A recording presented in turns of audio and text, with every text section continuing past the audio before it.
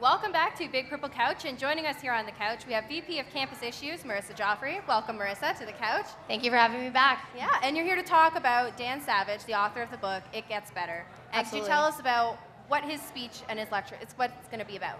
Absolutely. So Dan Savage is many things, one of which is a journalist in the States, but he started a project a few years ago called the It Gets Better Project, and it's for at-risk LGBT youth.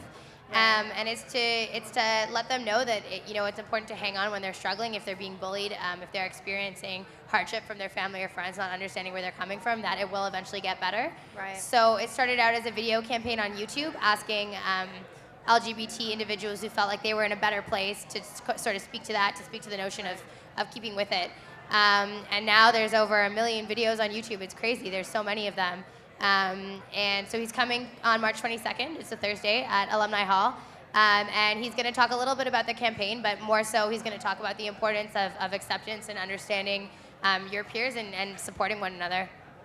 For sure. Awesome. We've seen a lot of events of this kind at Western recently, like the 2 Girls, 5 Gays. Why is it suddenly so popular? I think that my priorities this year coming into this position, one of my biggest ones has been LGBT advocacy. I think that we like to think that we're ahead of the curve in most areas, Western does. And I don't think in that area we are. We don't have a lot of services set up for LGBT students within residence or and the greater level. And we have gender neutral washrooms, but it's something that I've been pushing for to finalize all year because we have them, but they're not marked properly. So I think in terms of what we've been doing this year, it's been me and my coordinators and my students really pushing.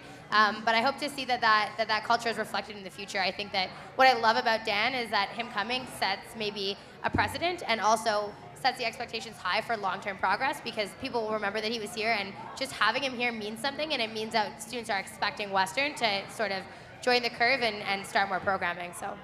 And as you were saying, it is to raise more awareness about these issues. Do you think it's made a difference based on the various events that you've had? It's hard to say, and I think it is a circular thing, because on one hand, we want to bring these messages here and we want to promote them and we want to tell students that at Western it is better. But on the other hand, is it really? And I don't know, and it's something we have to keep looking at. But I think students are hearing about Pride Western more, so they know where to get support now, which I don't think we always did a good job of getting that message across, that there was a support service here for LGBT students. So that's really positive, and I think that students are starting to feel like it's more of an up-and-coming issue, so that's making them more comfortable. And I know that the Society of Graduate Students is working with us more now, so the Grad Society is hearing more about it, which is fantastic. And what I'm seeing is a lot of partnerships being formed and a lot of positive connections going forward. So maybe that's the key, is having everyone on a united front. Sure. What other events can we look forward to throughout the year? Is there anything else planned? Well, the 2 Girls, 5 Gays segment that happened earlier in the semester is actually happening again. We're still finalizing dates, but this one's going to focus specifically on lesbians. So that's coming up. We're hoping to make that more of a routine segment. I think it's a great way to sort of send the message and reach out to students who might not feel comfortable asking questions right away, but certainly come out to the events and learn about the culture. So I'm really excited about that. And we're doing, there's Pride Ball coming up, so there's going to be like a Pride Prom, which I'm really excited about.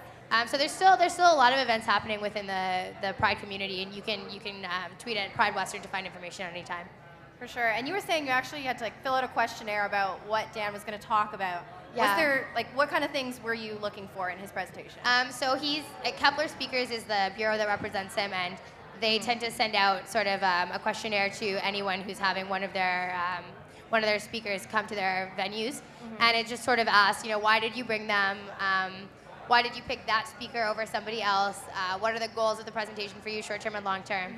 And I think the major message for me, and what I tried to get across in the questionnaire, is that we don't want to just tell students that it gets better at Western, or it gets better if you come here. And the tricky thing about that messaging is that sometimes it doesn't get better. Sometimes it gets a lot harder before it gets better.